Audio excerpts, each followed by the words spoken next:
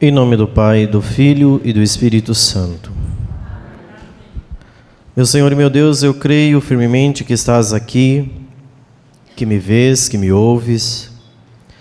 Adoro-te com profunda reverência, peço-te perdão dos meus pecados e graça para fazer este momento de meditação com fruto, minha Mãe Imaculada. São José, meu Pai e Senhor, meu anjo da guarda, intercedei por mim. Em nome do Pai, do Filho e do Espírito Santo. Chegamos então à nossa última meditação, a quarta meditação deste dia. Já falamos então na primeira meditação sobre a arte de aprender a viver, porque se morre como se vive. Na segunda meditação, tratamos a respeito da maturidade diante da vida, e compreendendo que esta vida precisa ser vivida de maneira madura. E para alcançar essa maturidade, a gente leva um tempo. Seja quando a gente vai apanhando com a vida, seja também porque a gente vai crescendo intelectualmente, e intelectualmente a gente vai constatando algumas coisas. A gente não cresce só apanhando também, né, com a vida. Você pode crescer e ter maturidade. Então, o estudo ajuda muito a gente a atingir maturidade. Mas é estudar bem, né? Não é qualquer tipo de estudo, porque você pode estar estudando e não significa que você tem um pós-doutorado, que você seja uma pessoa madura. Quando as pessoas têm pós-doutorado, são extremamente infantis. Então, assim, tem que saber estudar bem. Um estudo que seja de qualidade, que seja de conhecimento. Então, o pressuposto básico para o estudo é o conhecimento da verdade, a busca pela verdade. Quanto mais você buscar a verdade, mais maturidade você vai alcançando. Então, estudar bem, aquela arte do conhecimento, da busca que vai abrindo horizontes, ampliando os horizontes da vida. Depois do almoço, nós falamos um pouco sobre a ganância, citando aquele evangelho em que Jesus fala do acúmulo dos bens e a insensatez dos bens. Uma pessoa que vai angariando muitas coisas, juntando muitos bens, e se esquece para o motivo pelo qual ela existe. A vida do homem não consiste na abundância de bens, diz nosso Senhor, mas sim na busca pela felicidade. E o que é a felicidade? Nós definimos a felicidade olhando para Santo Agostinho. Agora, nós vamos falar um pouco da cura para a ganância, que é a última reflexão, meditação da morte. Então, aqui nós chegamos à última reflexão desse dia. E para isso, nós vamos tomar o Evangelho de Lucas, capítulo 12, versículos de 22 a 32, que é a sequência do Evangelho que nós lemos na terceira meditação. Na terceira meditação, falava Nosso Senhor a respeito de não entesourar, ou seja, não acumular. Agora nós vamos falar sobre a necessidade do abandono à providência divina, que é a cura para o apego dos bens. Lucas capítulo 12, versículos de 22 a 32. Eu tinha falado capítulo 13, né? Mas é o capítulo 12. Não é de novo. Nós não lemos esse texto ainda. 12, de 22 a 32. É a sequência do texto anterior. Vamos lá. Amém? Vocês estão mais animados agora do que na terceira, né? Na terceira vocês estavam tão fracos. Gente, eles estão prostrados, coitados. Agora parece que vocês estavam próximos do fim, né? Meu Deus do céu, depois do almoço, olha, confesso que assim, eu vi alguns meio que cedendo, né? Então agora nós vamos abandonar essa providência. Versículo 22. Disse Jesus a seus discípulos: por isso eu vos digo, não vos preocupeis com a vida, quanto ao que haveis de comer, nem ao corpo, quanto ao que vestir. Pois a vida é mais do que o alimento, e o corpo mais do que a roupa. Olhai os corvos, eles não semeiam nem colhem, não têm celeiro nem depósito, mas Deus os alimenta. Quanto mais valeis vós do que as aves? Quem dentre vós, com as suas preocupações, pode prolongar por um pouco a duração de sua vida? Portanto, se até as coisas mínimas ultrapassam o vosso poder, por que preocupar-vos com as outras? Considerai os lírios, como não fiam nem tecem. Contudo, eu vos asseguro que nem Salomão, com todo o seu esplendor, se vestiu como um deles. Ora, se Deus veste assim a erva do campo, que existe hoje e amanhã será lançada no forno, quanto mais a vós, homens fracos na fé. Não busqueis o que comer ou beber, e não vos inquieteis. Olha, essa palavra aqui é boa. Pois são os gentios deste mundo que estão à procura de tudo isso. Vosso Pai sabe do que tendes, vosso Pai sabe que tendes necessidade disso. Pelo contrário, buscai o seu reino, e estas coisas vos serão acrescentadas. Não tenhais medo, pequenino rebanho, pois foi do agrado do vosso Pai dar-vos o reino. Palavra da salvação. Muito bem. Aqui nosso Senhor, neste Evangelho, apresenta-nos a necessidade do abandono à providência de Deus. Difícil esse negócio. Tem um livro antigo que, inclusive, foi publicado pela Biblioteca Católica. A edição dele é uma ediçãozinha branca. O abandono à divina providência. Sabe de quem é o livro? O autor?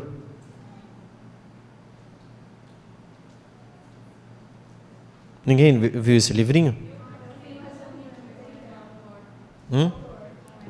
Eu também não lembro.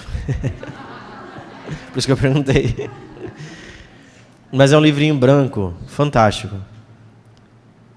que fala da necessidade desse abandonar-se à providência de Deus. E assim, cada página daquele livro, ele é bem curtinho, é uma facada no interior. O abandono à divina providência. Então, como que a gente cura essa loucura que está dentro de nós? De servir ao dinheiro, né? Jesus nos apresenta o remédio, e a igreja, ao longo dos 21 séculos da história, nos apresenta a cura do apego, a cura da ganância, a cura desse apego demasiado ao dinheiro é a meditação da morte.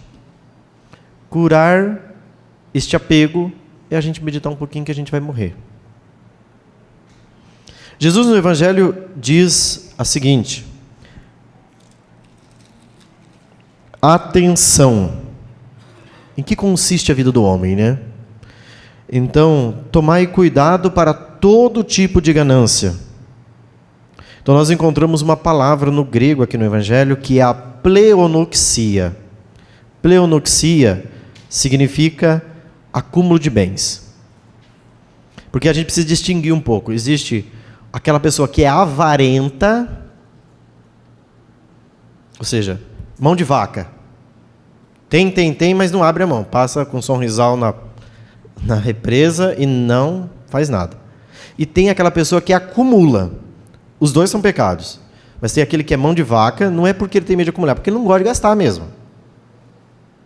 E tem aquele que quer acumular, juntar coisas, né? Então, esta ganância do acúmulo de bens é pleonoxia. É você acumular bens exageradamente. Aí no livro de Santo Afonso, Maria de Ligório, sobre a preparação para a morte, Santo Agostinho afirma assim, olha: Deus nos oculta o último dia de nossa vida com o fim de que todos os dias estejamos preparados para morrer. Então, é por isso que Deus esconde o dia que você vai morrer. Para que você esteja todo dia pronto. E para isso a gente precisa meditar antes de dormir, 2 minutinhos, exame de consciência, fazer o balanço da vida. A igreja, gente, é sábia ao extremo. Vocês sabem que a igreja, além da liturgia da missa, ela tem uma liturgia chamada liturgia das horas, que é a santificação das horas do dia. É a obediência àquela palavra de Jesus e de São Paulo que diz: orai sem cessar. Mas como que a gente vai rezar sem cessar? A liturgia das horas é esse caminho. Então, nesse momento nós estamos aqui, em algum lugar do mundo tem um mosteiro onde os monges estão rezando a liturgia das horas, ou seja, estão cantando os salmos. Então a igreja não para de rezar. A gente pode estar aqui, a gente pode estar no ofício diário, mas a igreja está em oração. Por exemplo, se você for agora em algum país, agora é 2h40 da tarde. Normalmente, às 2h30, 3h, se reza noa, ou seja, a oração nona. Em algum lugar do mundo está rezando a oração nona, em algum mosteiro, em algum Carmelo do mundo nesse momento. É a obediência à palavra de Jesus, orai sem cessar. Na liturgia das horas, a oração da liturgia das horas, ela é durante o dia aquilo que acontece na vida cristã. Então, o ofício de leituras é o início do dia, é o amanhecer. As laudes é a oração do dia, por excelência. Os louvores, a palavra laude significa louvores, os louvores a Deus. A oração do meio-dia é quando nós chegamos no meio da vida. Quando os monges se reúnem para rezar ao meio-dia, eles estão rezando a metade da vida, porque já se foi metade do dia. Às 6h no entardecer, reza-se a oração de vésperas. A oração de vésperas é a oração quando aparece a primeira estrela no céu. Então nós já estamos declinando o dia. O dia já está acabando. E a oração de completas, que é a última oração do dia, é a oração que encerra o dia. Nesta última oração do dia, chamada completas, se reza o cântico de Simeão. O cântico de Simeão que está lá em Lucas capítulo 1. Lembra de Simeão? Simeão estava no templo, quando Nossa Senhora e São José foram apresentar o menino. Ao chegar no templo, apresenta o menino, e então o Simeão pega o menino e diz: agora, Senhor, podes deixar teu servo partir em paz, porque os meus olhos viram tua salvação que preparastes ante a face das nações, uma luz que brilhará para os gentios e para a glória de Israel, vosso povo. Assim a igreja encerra o dia. E dentro desta oração tem uma antífona, que reza assim: salvai-nos, Senhor, quando velamos. Guardai-nos também quando dormimos. Nossa mente vigie com Cristo, nosso corpo repouse em sua paz. Assim os monges encerram o dia. Assim a igreja encerra o dia rezando. Porque a igreja entende que o ato de dormir é um ato de morrer. É um ato onde você se prostra e você perde, você se entrega. Claro, é uma recuperação para a vida, para a saúde física, psíquica e tudo. Mas espiritualmente é isso. E na oração de completas está previsto o quê? Exame de consciência, que é coisa de 2 minutos, hoje. Desde que eu levantei. Como foi meu dia? Então, exame de consciência não é uma coisa que você precisa meia hora. É rápido. Você vai fazer ali um balanço geral do seu dia. Pá. Nossa, eu encontrei assim, nossa, não fui legal naquela palavra que eu disse. Eu poderia ter feito mais. Naquela hora que um mendigo se aproximou de mim, eu já julguei, já espatifei de perto de mim. Eu poderia ter, pelo menos, ouvido. Ele nem teve a oportunidade, eu já escorracei com ele. Não, mas você nem perguntou, tudo bem. Ah, mas eu já sei, tipinho daquela pessoa. Mas calma, você julgou. Você nem sabe o que queria pedir para você. Então, dê a oportunidade para que ele se achegue e diga. Veja as intenções. Nós já vamos com os rotulamos. Tá assim, eu já... Pá. Já o juiz que habita dentro de nós já emite a sentença. Pá. Dentro de nós tem um juiz pronto para emitir sentenças.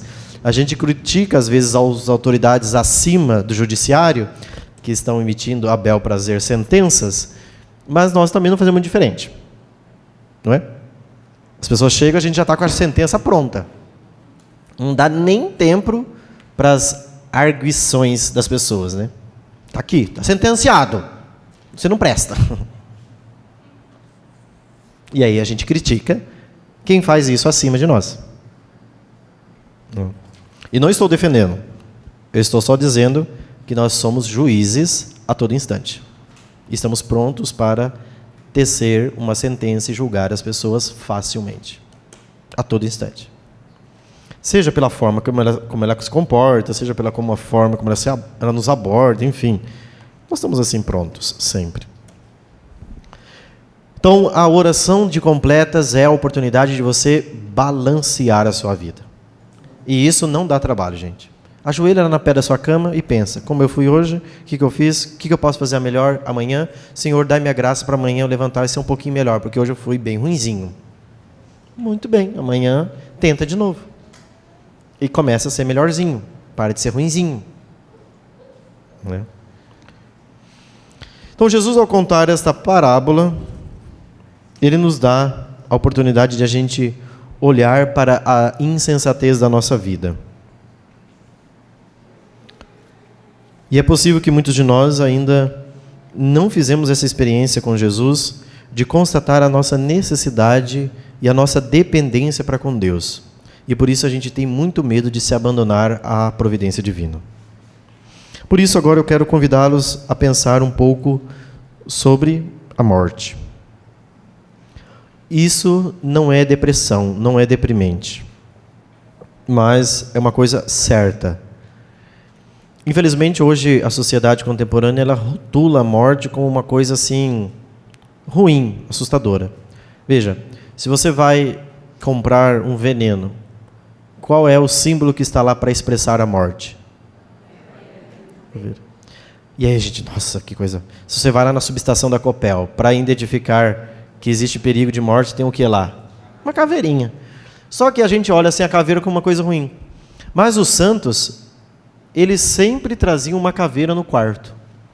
Eles tinham sempre ali uma caveirinha dentro do quarto deles. Na cela. A primeira coisa que uma carmelita recebia, não sei se hoje ainda recebe, mas está lá na ordem carmelita, a primeira coisa que ela ganha para levar para a cela é uma caveira. Ai, pai do céu, dormir com esse negócio, né? Por quê? Para ela pensar sobre a morte todos os dias. Um dia você vai morrer. Um dia ela vai te pegar. Não vai escapar. Pode ser que você escape hoje, mas amanhã ela virá. Né? Então a coisa... Hã? Eu estou chegando. Então a coisa saudável é pensar a morte. E a igreja nos ajuda a pensar sobre isso. É saudável pensar sobre a morte, né? Não precisa ficar atemorizados, né? Se nós fôssemos colocados diante do justo juiz, Deus, aí é momento de pensar mesmo. O que eu tenho feito? É sempre diante de Deus. Minha vida precisa ser analisada diante da verdade. Então, o pensamento da morte, como muitos dizem, não é ruim, é bom. Porque o único ser que sabe que vai morrer é o ser humano. Os demais nem sabem que vão morrer. Só nós sabemos que um dia... Vê se os cachorros estão preocupados com caixão. Nós temos funerária, né? Tem gente que paga até... O que o pessoal paga por aí? O plano, né? Um dia a gente vai morrer, então é mais certo já deixar o caixão preparado, né? Muito bem. Então já deixa o túmulo separado lá. E é bonito ir ao cemitério.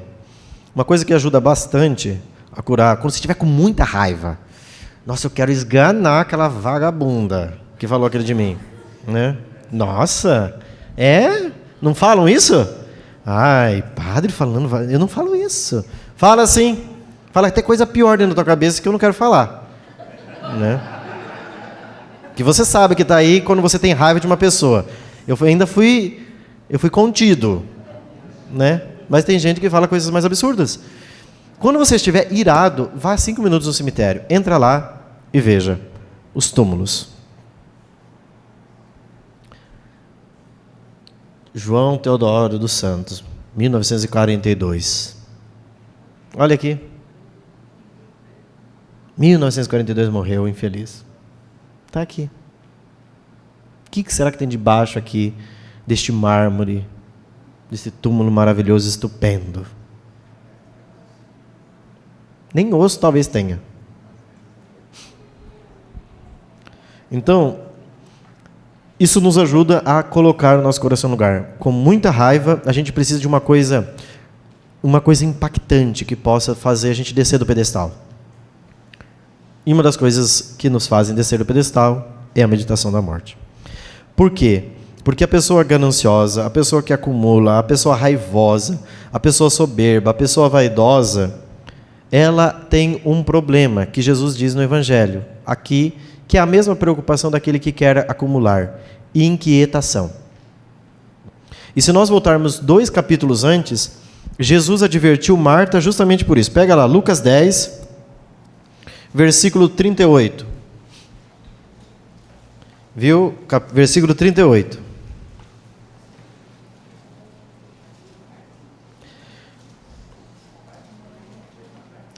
Lucas 10, 38.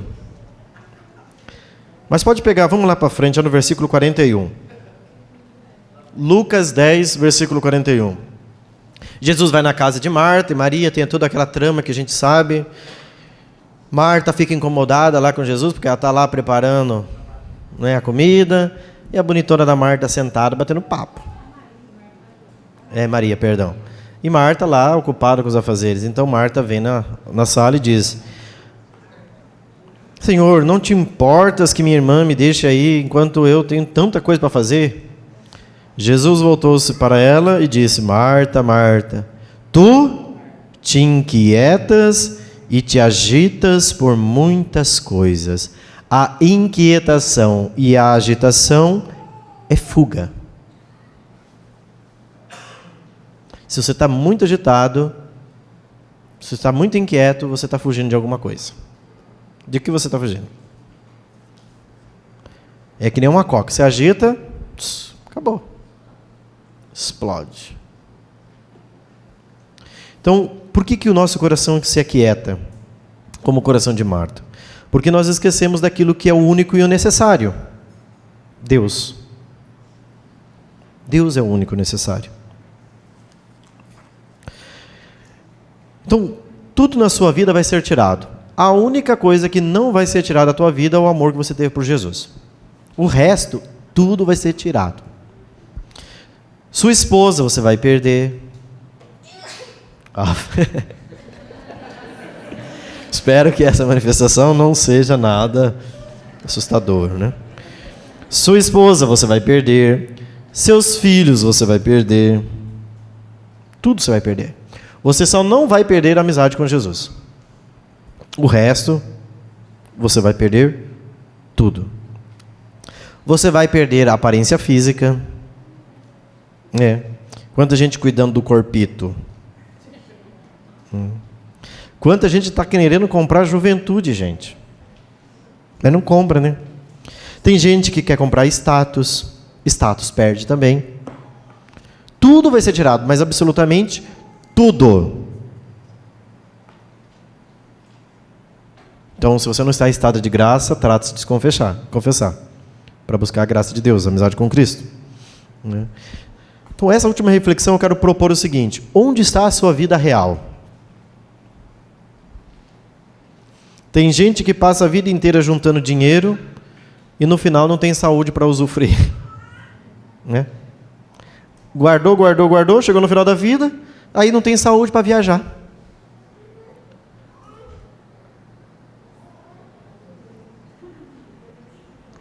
E aí deixa para os outros moer. Tem gente que está disposta até a sacrificar a própria família pelos bens. A gente vê hoje na sociedade casais que não querem ter filhos. Porque filhos dão despesa. Ou porque filho dá trabalho. Ou porque eu tenho em vista um projeto social, um projeto de vida.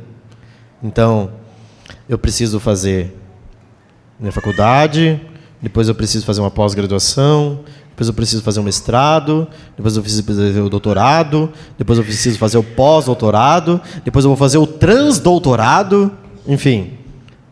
Aí chega lá aos 35 do segundo tempo, quer engravidar, não consegue, e aí a culpa é de quem? De Deus, que não me dá filho. Ué, os seus filhos nunca foram a sua iniciativa, nunca foram o seu sonho. Agora você quer ter filho? Senta e chora. Os seus projetos nunca foi ter filho, sempre foi, tudo esteve na frente. Agora, não conseguiu? Paciência. Tem gente que vai colocando muitos projetos além daquilo que é o projeto fundamental. Há pessoas que levam seus pais para o asilo, há filhos que são abortados, enfim. A gente fica vendo esse mundo caótico e louco, com muitas ideias, com muitos projetos, e esquecendo daquilo que é, obviamente, o fundamental. Gente, a vida está passando. O relógio biológico está passando. Tudo está passando. Interessante que... Vou dizer isso aqui, mas, enfim, que não seja ofensivo a ninguém, mas é uma verdade, né? A pessoa, às vezes, projeta tudo, faz tudo, constrói a família, luta para botar o filho numa faculdade para depois virar marxista. Trabalhou que nem um cachorro velho, né, na vida. Então trabalhou. Meu sonho é botar meu filho na faculdade para dar. Para quê? Né? Às vezes eu me pergunto, para quê? Para virar um marxista? Nossa, padre, daí chega lá no escritório, padre, não sei o que aconteceu com meu filho, eu fiz de tudo. Né? Eu eduquei, eu dei a fé, eu levei para a igreja, fez primeira comunhão, fiz tudo certinho, crisma, bonitinho, foi no grupo de jovens, rezava lá na renovação, fazia encontro de carnaval. Depois que foi para a faculdade, não quer saber mais de igreja, não quer saber mais de nada. Virou um batedor de panela que defende a causa. É isto. Também digo para você, senta e chora, porque não tem o que fazer. Padre, o que eu faço? Não sei. Eu não tenho uma solução mágica para isso, porque agora, para resolver o negócio, é muito difícil. A vida passou. E aconteceu, paciência. Então, por isso, eu sei que é muito difícil e dramático até dizer isso, né? Mas a gente vai constatando e vendo as coisas, gente, que as pessoas vão perdendo o foco. Não estou dizendo que fazer faculdade é ruim. Não estou dizendo isso, né? Ir para a universidade é um sacrilégio, de fato, de modo algum. Eu fiz faculdade. O problema é que as nossas universidades são montadas para a destruição dos valores cristãos. Então, assim, se você vai entrar nesse campo, esteja preparado, porque você vai ali ser combatido. Pode ir. No entanto, tem que estar preparado, porque é um campo de guerra. Então, o que adianta tudo isso e perder tudo no fim, né?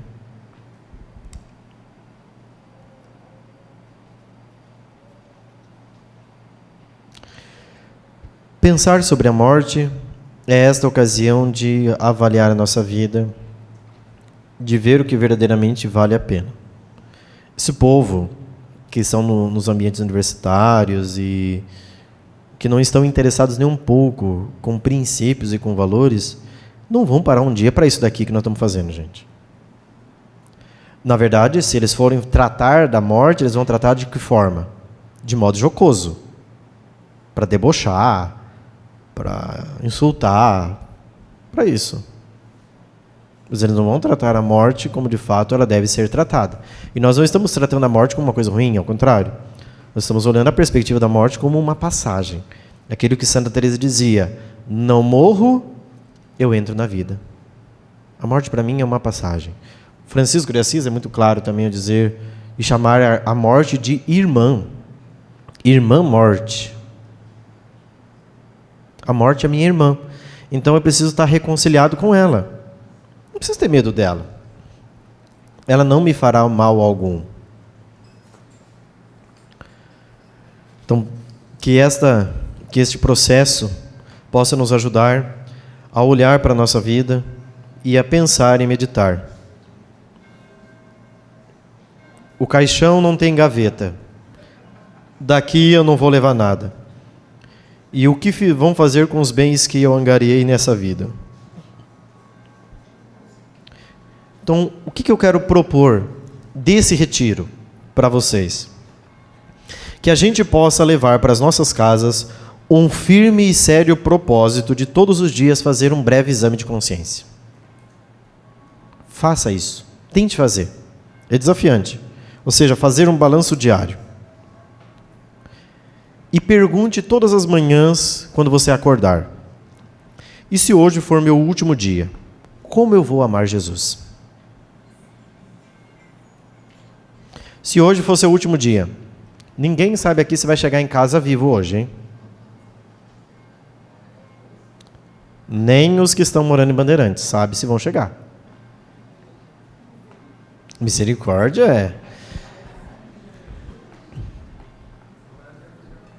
Se nós não chegarmos vivos, e se esse fosse o nosso último dia, como você vai amar Jesus?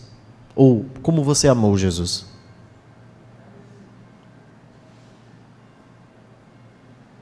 Santo Inácio de Loyola tinha, lá nos exercícios espirituais de Santo Inácio de Loyola, que é inclusive interessante os exercícios, ele coloca lá 3 perguntas.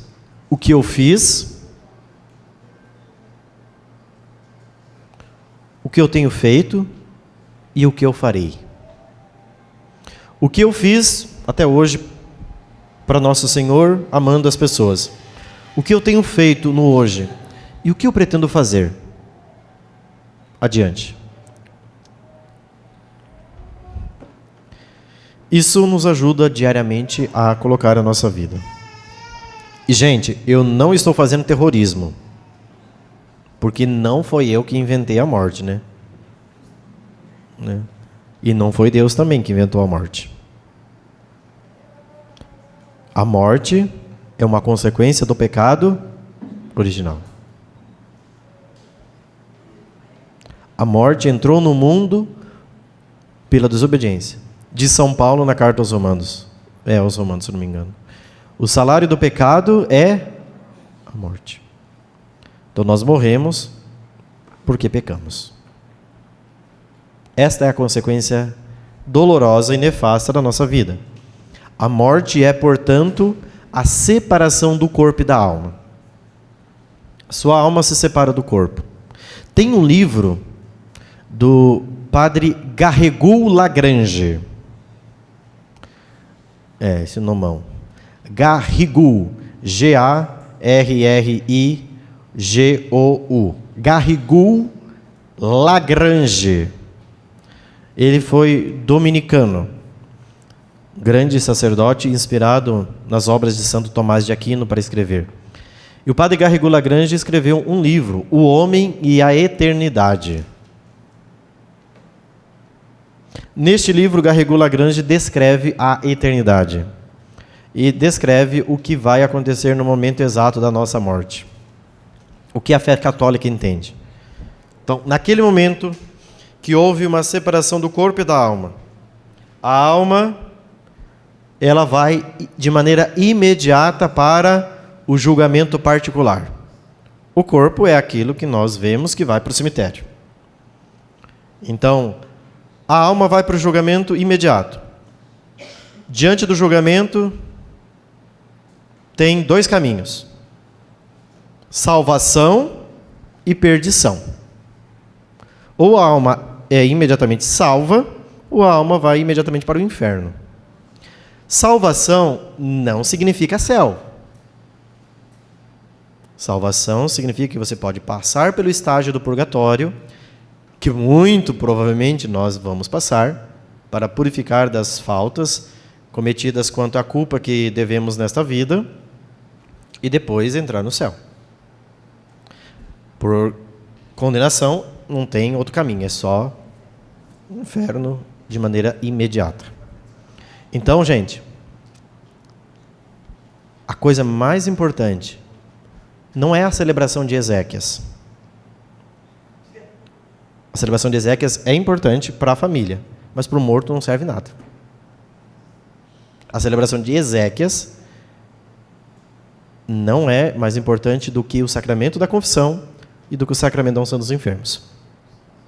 Enquanto a pessoa está viva. Uma vez que ela morreu, já está destinado o fim dela. Ah, mas padre, então não vale rezar pelas pessoas? Sim. Se ela estiver no purgatório, ela só precisa das suas orações. Então você vai ter que rezar por aquela pessoa. Mas se ela estiver no céu, ela não precisa das suas orações. Mas se ela estiver condenada, suas orações não servem. Não vai. Ah, mas padre, eu vou rezar um rosário todo dia por ela. Ela não sai do inferno. Nada tirará ela do inferno.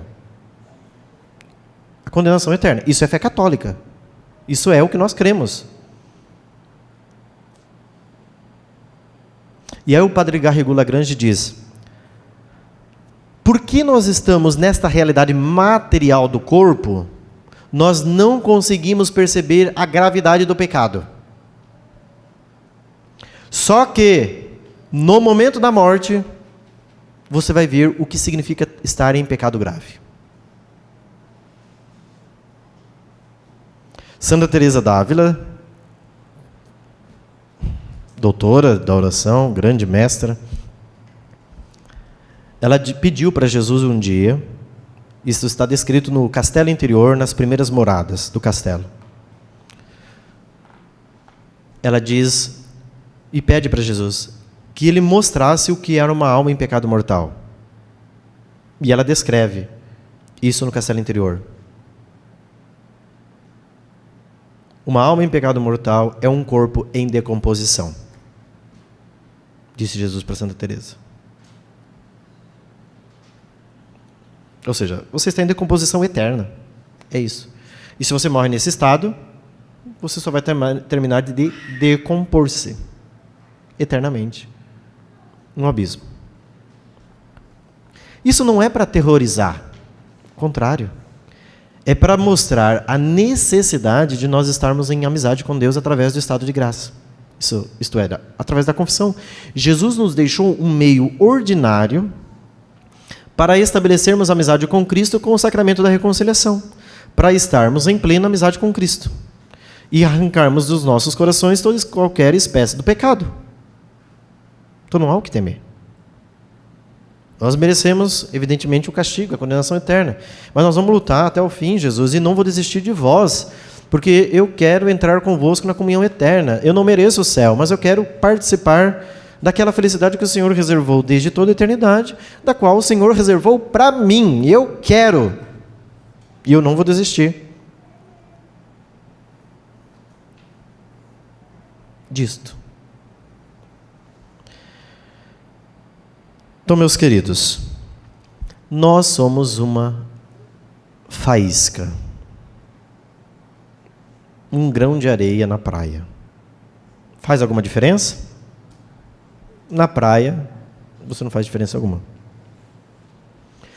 Mas nós sabemos que Deus nos escolheu e nos predestinou, como diz o apóstolo Paulo na carta aos Efésios, desde a fundação do mundo para sermos santos e irrepreensíveis no seu amor. A carta aos Efésios diz isto.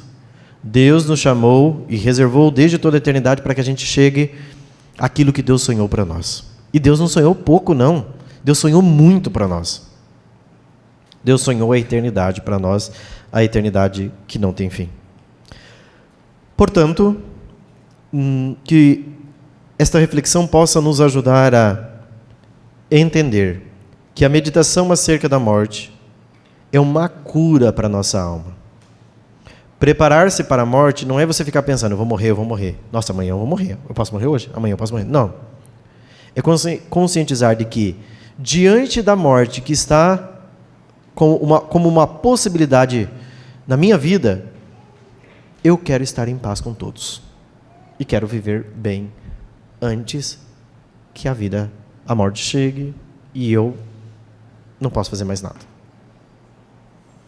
O triste é quando a gente tem culpa no cartório, né? Que daí não dá para fazer mais nada. Aí, padre, mas eu queria ter mais uma chance. Mas agora não tem, né? Então, por isso que não dá para você ficar. O que você tem para fazer, faça logo. Não demora.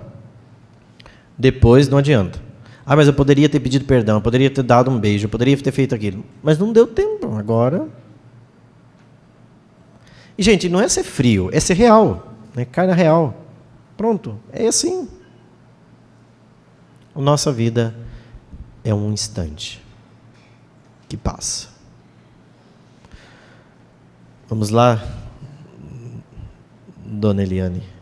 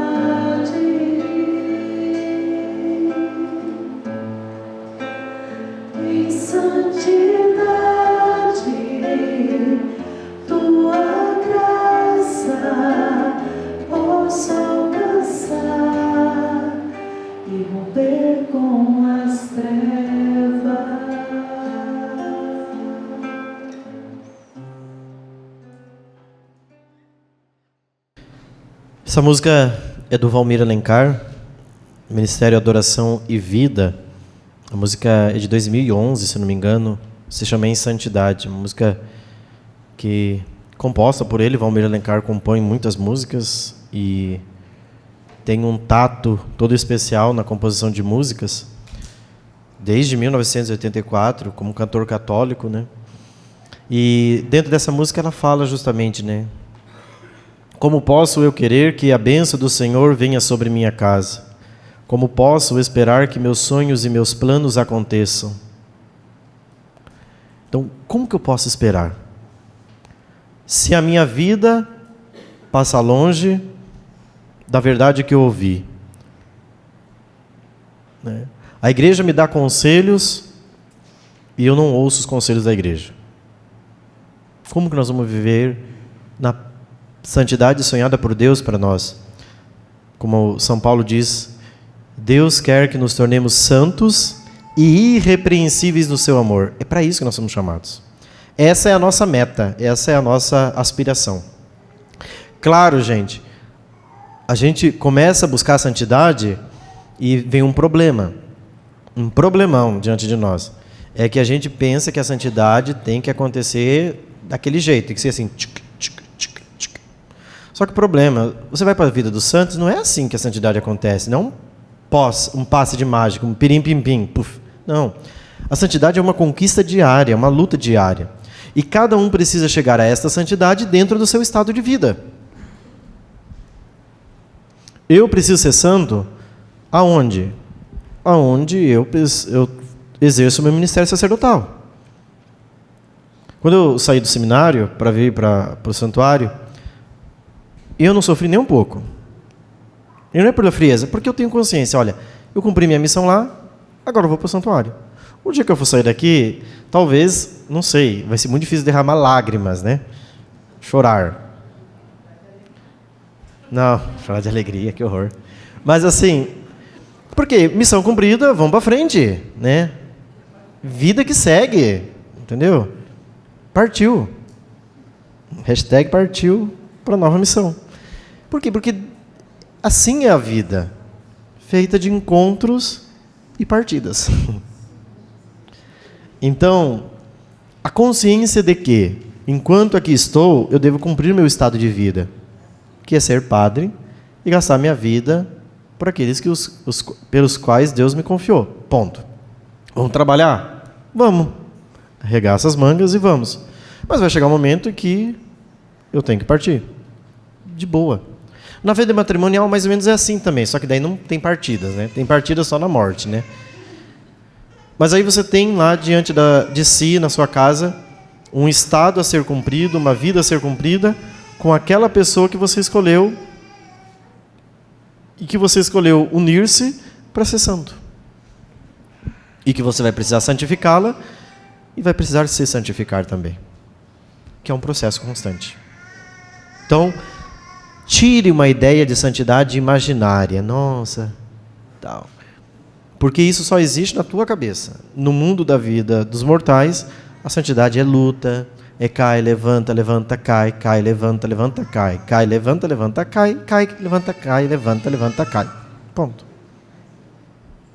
Até que um dia Jesus vai nos levantar verdadeiramente e definitivamente a gente nunca mais vai cair.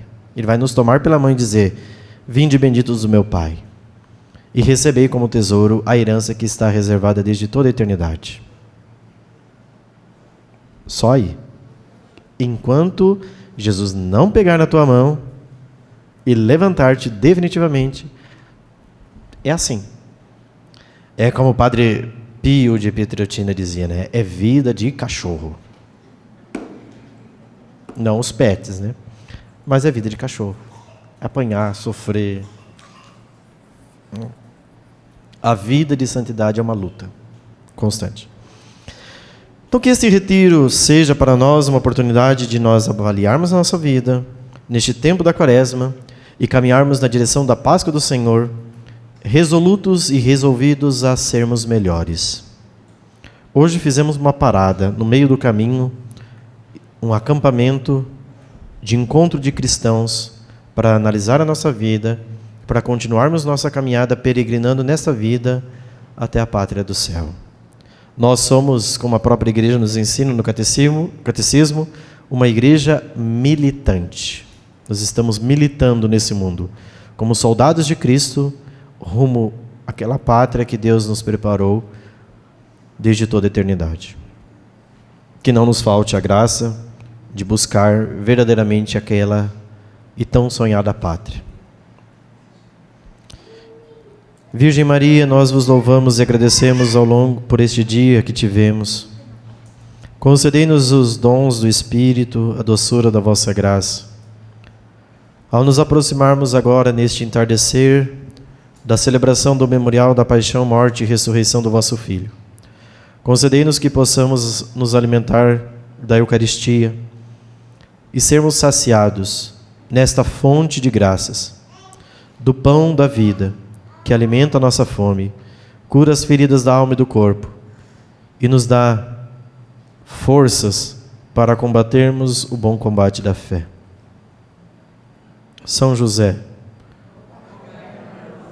Santa Teresinha do Menino Jesus, todos os santos e santas do céu,